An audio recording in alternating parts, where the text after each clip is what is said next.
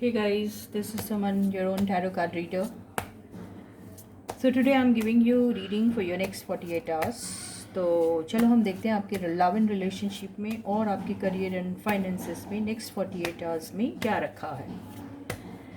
तो universe please help me out with the reading.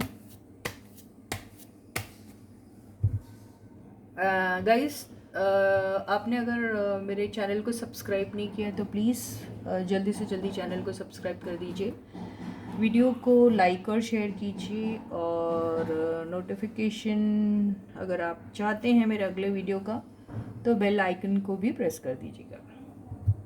तो चलो देखते हैं हम आपके लव एंड रिलेशनशिप में नेक्स्ट 48 आवर्स में क्या रखा है. So first card is Queen of Wands, second card is Eight of Pentacles, third card is Page of Cups, fourth card is Three of Cups, and fifth card is Nine of Wands. तो ये आपकी cards है और हमारे bottom of the deck में जो हैं वो है नाइट ऑफ कप्स. तो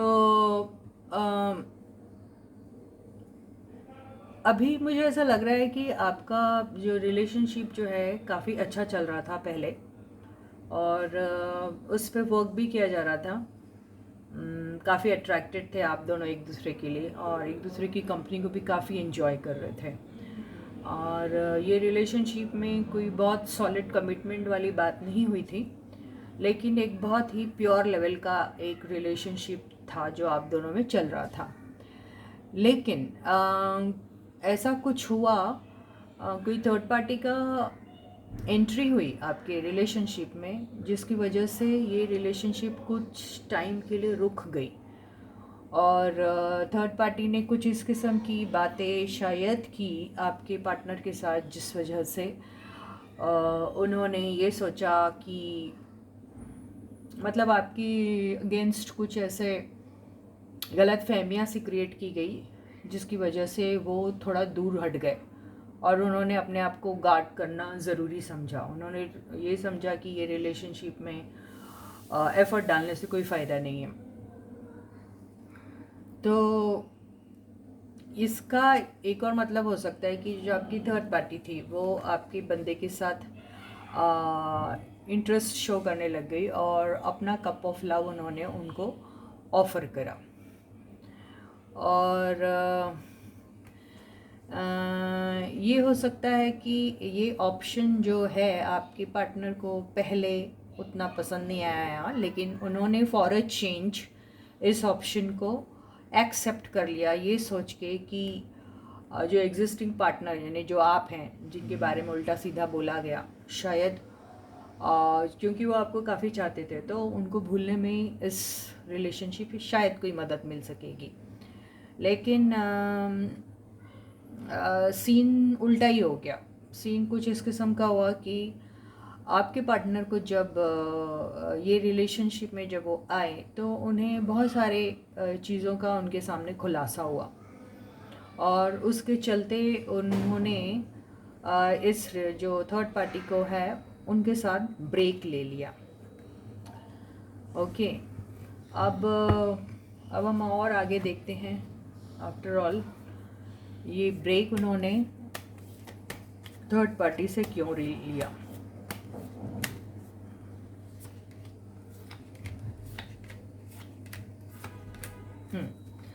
तो थर्ड पार्टी से जो उन्होंने ब्रेक लिया उसकी वजह ये थी कि उनके पास कुछ चीज़ें क्लियर नहीं थी. इस थर्ड पार्टी के साथ जो रिलेशनशिप में जब आए तो उनके पास कुछ चीज़ें क्लियर नहीं थी. उन्हें ऐसा लगा कि जो थर्ड पार्टी है वो उन पर अपना अधिकार जमाने की कोशिश कर रही है और उनका एजेंडा कुछ और ही है.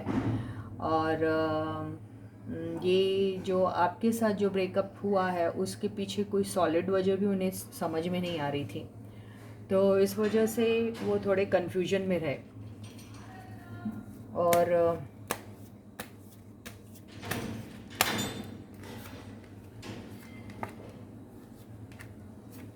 हाँ, इस वजह से वो थोड़े कन्फ्यूजन में रहे और उन्हें लगा कि ये जो थर्ड पार्टी है इनके साथ मुझे अगर आगे बढ़ना है तो बढ़ने से पहले मुझे काफ़ी सारे फैक्ट्स पता लगाना ज़रूरी है। तो उन्होंने अपने आप को थोड़ा गार्डेड रखा उनसे भी, लेकिन उनसे भी कम्प्लीटली कट ऑफ नहीं किया। उनके साथ जो रिलेशनशिप था उसको उन्होंने थोड़े पॉज में रख के, और ये रिलेशनशिप किस हद तक आगे जा सकता है या ये रिलेशनशिप में उनको कितनी ऑथेंटिसिटी नज़र आती है ये जानने के लिए उन्होंने थोड़ा बहुत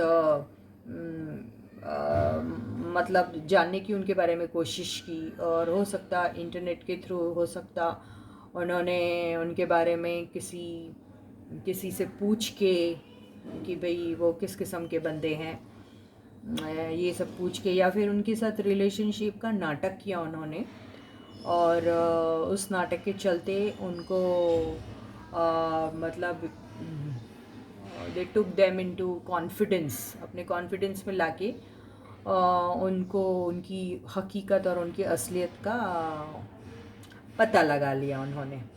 तो यहाँ ऐसा लग रहा है कि जो न्यू पार्टनर जो आपके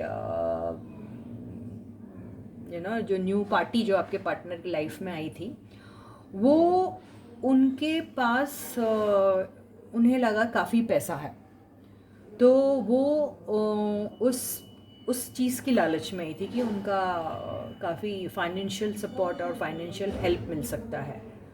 तो इसके चलते वो उनके साथ रिलेशनशिप में आई थी। तो आगे हम और देखते हैं कार्ड्स में।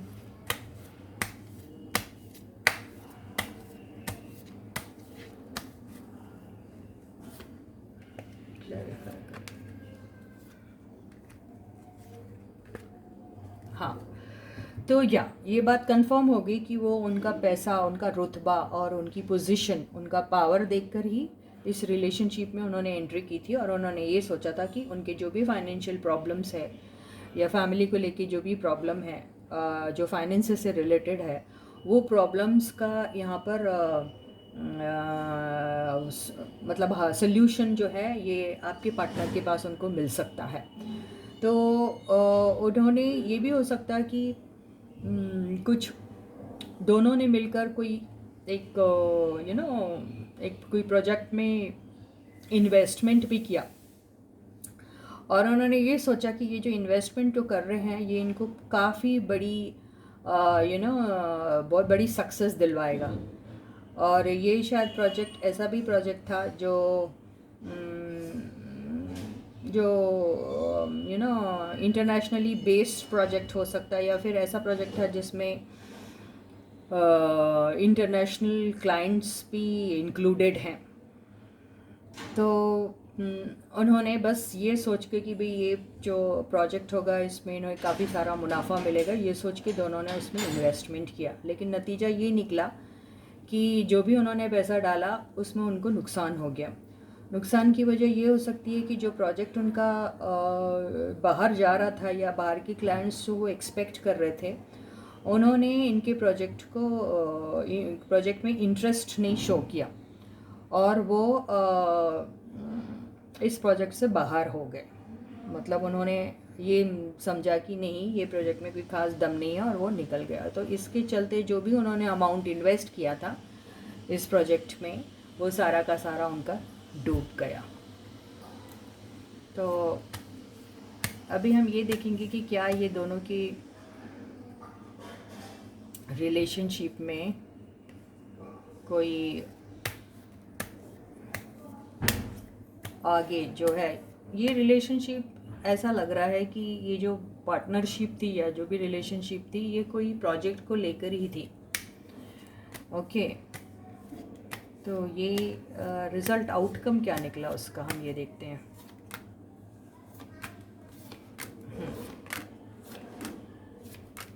ठीक है, तो इन लोगों ने काफ़ी कुछ इसमें पैसा डाला था, काफ़ी मेहनत भी की थी, और बहुत होपफुल थे कि ये प्रोजेक्ट जो है इनको एक न्यू हाइट्स देगा इनके बिज़नेस में।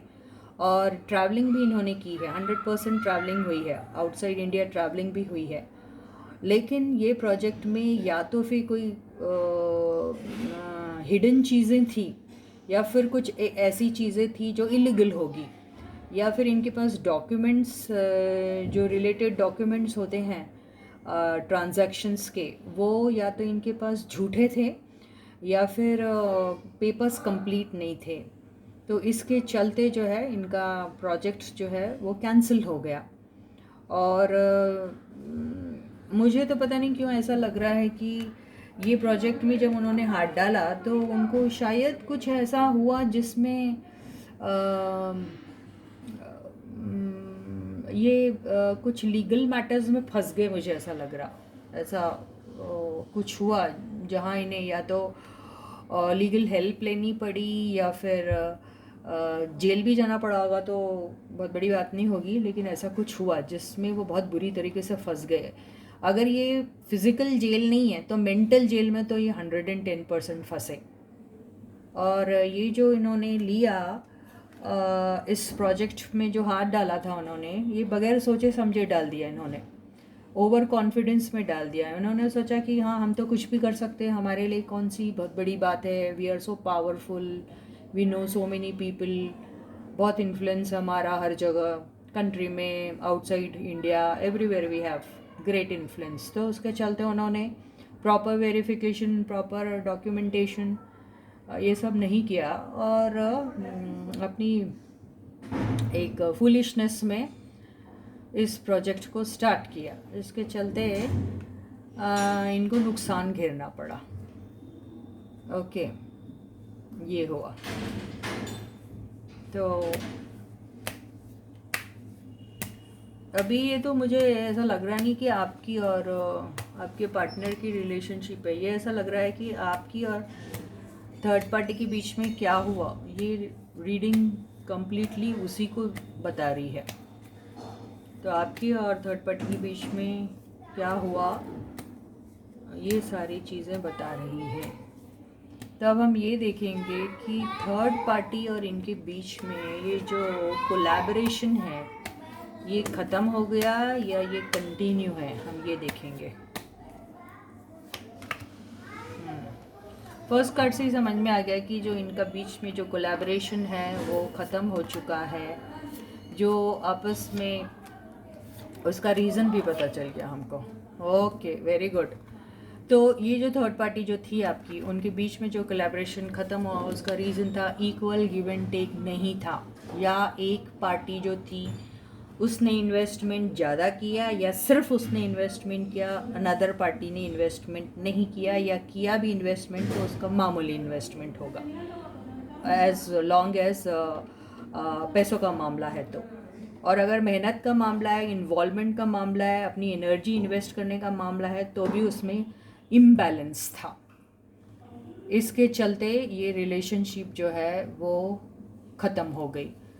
दूसरा मेन रीज़न ये भी है कि ये रिलेशनशिप ख़त्म होने का एक और मेन रीज़न है आपस में दोनों का ईगो भिड़ गया। तो ईगो के चलते उनके बीच में एक अनहेल्दी कंपटीशन डेवलप हुआ, जिसके चलते वो दोनों एक दूसरे को सपोर्ट नहीं कर पाए और एक दूसरे को मैं कब गिराऊं, कैसे गिराऊं, इसमें ही अपनी एनर्जी उन्होंने इन्वेस्ट की और ये रिलेशनशिप चकनाचूर हो गया।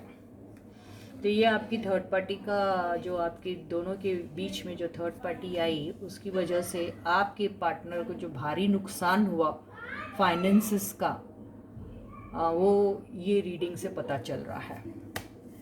तो हम ये देखेंगे क्या आपके पार्टनर को इस चीज़ का रियलाइजेशन है कि उन्होंने जो किया वो उनके लाइफ का ब्लंडर था।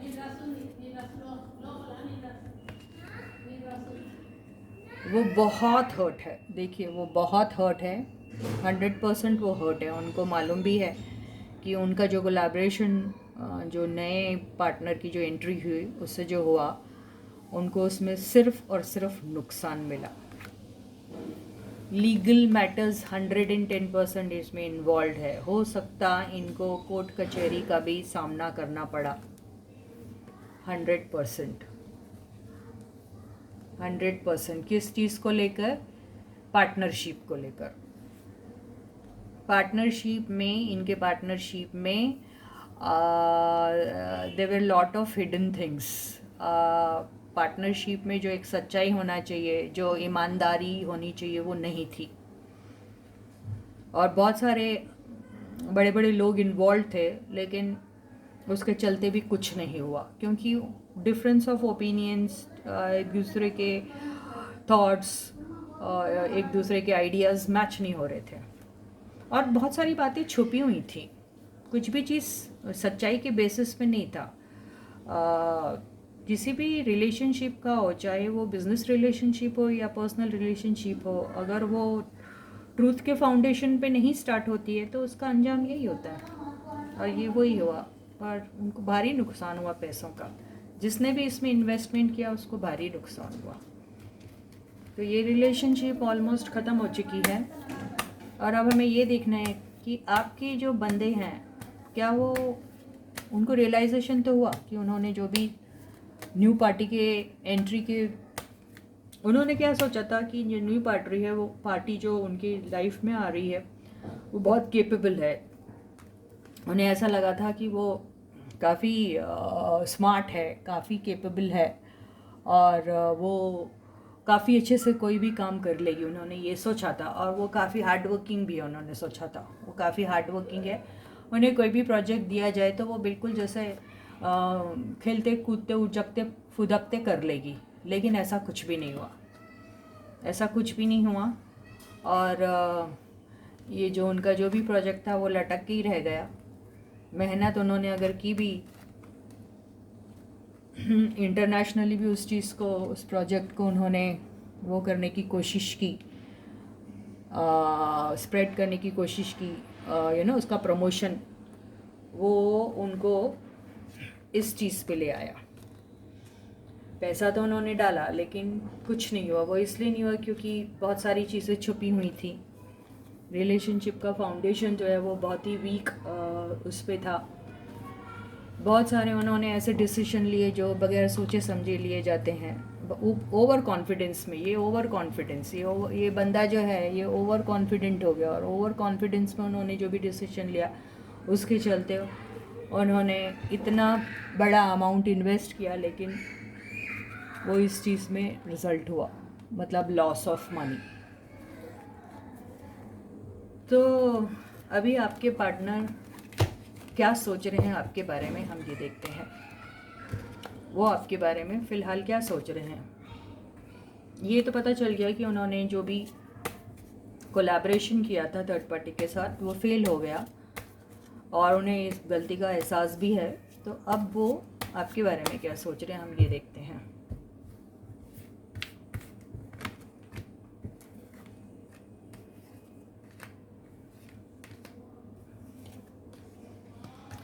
वो अब इस तरफ अभी आपके बारे में ये सोच रहे हैं कि जब आपका ऑफ़र उन्हें आया था, वो ऑफ़र उन्हें बहुत पसंद आया था, और आप दोनों के बीच में कोऑर्डिनेशन भी बहुत अच्छा चल रहा था। दोनों एक दूसरे का अटेंशन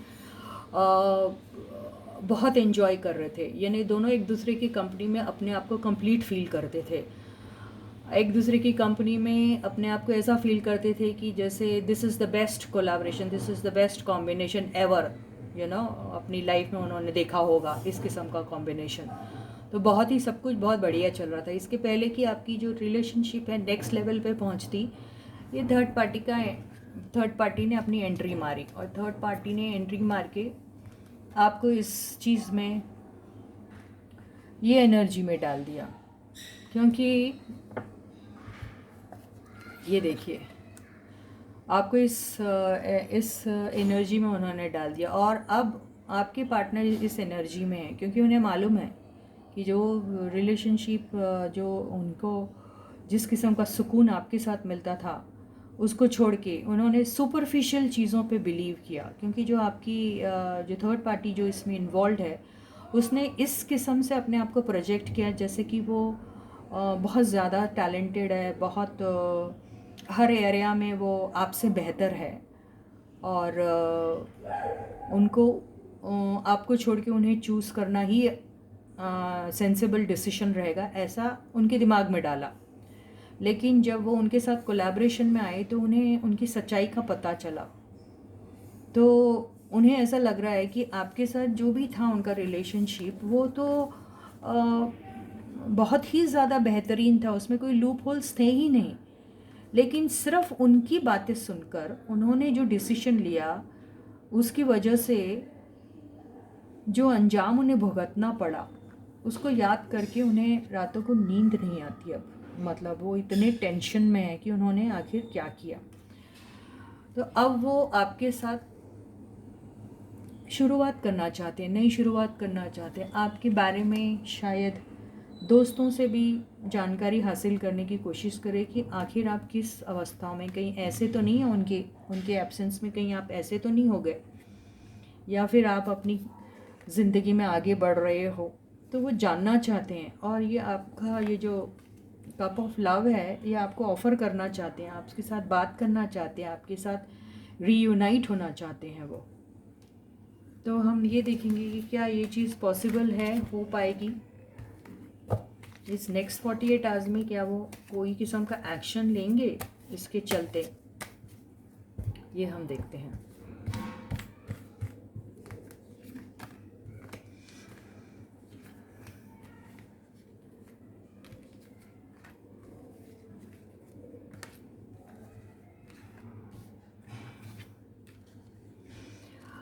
जी हाँ, यहाँ ऐसा दिख रहा है कि वो अभी फ़िलहाल तो अपनी पोजीशन को स्ट्रॉन्ग करने में लगे हुए हैं। तो अभी जो भी सिचुएशन जो जिसमें थे वो वहाँ से तो वो बाहर निकल चुके हैं, मतलब वो थर्ड पार्टी से निकल चुके हैं ऑलमोस्ट। और अभी वो आपकी तरफ आना चाहते हैं, लेकिन अगर वो आपकी तरफ आना चाहते हैं, बहुत पैशन से आपकी तरफ आना चाहते हैं, नो डाउट वो आना चाहते हैं, बहुत पैशनेट है। जितना जल्दी हो सके मैं उतनी जल्दी हवा की तरह भाग के वो उनके पास पहुंच जाऊं, इस किस्म की फीलिंग है इसमें, बहुत ज़्यादा पैशन है। लेकिन वो चाहते हैं कि मैं अगर अपने पार्टनर के पास जाता हूं तो मेरे पास एक इतना अबंडेंस रहना चाहिए कि मैं हर वो चीज़ प्रोवाइड कर सकूं जो एक सक्सेसफुल इंसान अपने पार्टनर को प्रोवाइड कर सकता है। तो वो फ़िलहाल अपने फाइनेंसेस को, अपने करियर को इम्प्रूव करने में अपनी एनर्जी लगा रही है। द मोमेंट ही फील्स कि मैं अब इतना केपेबल इनफ हो गया हूँ कि मैं अपने पार्टनर को सब कुछ प्रोवाइड कर सकता, उस ही दौरान वो आपके पास आएंगे। ये दो एनर्जी से हमें दिख रहा है कि फ़िलहाल उनके पास उतनी हिम्मत नहीं है कि वो आपके पास आ सके, क्योंकि वो जब जब आपके बारे में सोच रहे हैं अपने आप को स्टक महसूस कर रहे हैं। क्यों? क्योंकि उनको पास्ट याद आ रहा है कि वो आपको बेवजह छोड़ के गए थे बिना आपकी गलती के। तो अब उनके पास उतनी हिम्मत नहीं हो रही कि वो आपके पास आई तो आई कैसे। तो इसके चलते उन्हें थोड़ी देर हो रही है, पर जैसे ही ये हिम्मत आ जाएगी उनको, वो आपके पास आएंगे। लेकिन उसके साथ साथ वो ये भी देखेंगे कि वो फाइनेंशियली बहुत स्ट्रांग हो चुके हैं, उसके बाद ही वो आपके पास आएंगे। फिर भी हम देखते हैं कि ये जो है इनकी आने की जो चांसेस है वो कितने फास्ट हो सकते हैं। हाँ, ये देखते हैं हम।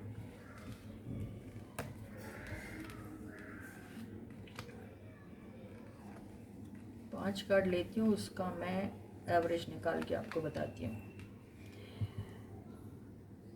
आपके बगैर वो अपने आप को ऐसा महसूस कर रहे हैं जैसे कि कुछ नहीं है उनके पास, बहुत गरीब हो गए, सब कुछ होते हुए भी अकेले तन्हा, इस किस्म की एनर्जी में है वो। तो वो अभी फ़िलहाल अपनी फाइनेंशियल स्टेटस को स्टेबल करने में जुड़े हुए हैं। आपकी उन्हें बेहद याद आ रही है, बेहद याद आ रही है। कुछ अनफिनिश्ड बिजनेसेस हैं उनके लाइफ में, काम से रिलेटेड, फैमिली से रिलेटेड, या अपने पर्सनल लाइफ से, दूसरे पर्सनल लाइफ से रिलेटेड कुछ चीज़ें जिन्हें वो ख़त्म करना चाहते हैं। ओके, उनके पास चॉइस हैं, और वो चॉइस ये है कि 2 जन में से किसी एक को उनको चुनना है, जो उन्होंने सोच लिया है किसे चुनना है। तो वो ये चीज़ करते ही आपके पास आएंगे। हमने सोचा था कि हम टाइम पीरियड बताने के बारे में सोच रहे थे, तो मुझे ऐसा लगता है कि यहाँ पर एक मेजर आर्काना का कार्ड है, जो नंबर 6 बता रहा है। बाकी सारे माइनर आर्कना के कार्ड है। तो अगर हम मेजर आर्कना का कार्ड अगर लेंगे और इसके ऊपर अगर हम टाइम डिसाइड करते हैं तो आपको जून मंथ अगले साल 2022 के जून मंथ में कोई एक सॉलिड ऑफर देंगे वो आपको। ये हो सकता डबल 6 है, ये भी 6 है, ये भी 6 है, या फिर इन 6 हफ्तों में 6 दिन में कुछ भी हो सकता।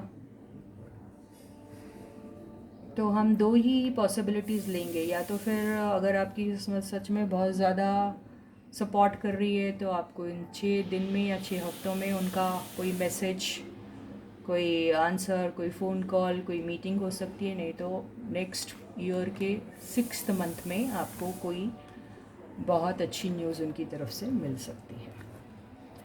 तो ये हमारी लव एंड रिलेशनशिप ख़त्म हुई। करियर एंड फाइनेंसेस अगर हम देखना चाहें तो हम देखते हैं कि आपका career and finances next 48 hours में आपको क्या एडवाइस दे रहा है या किस किस्म का रहेगा।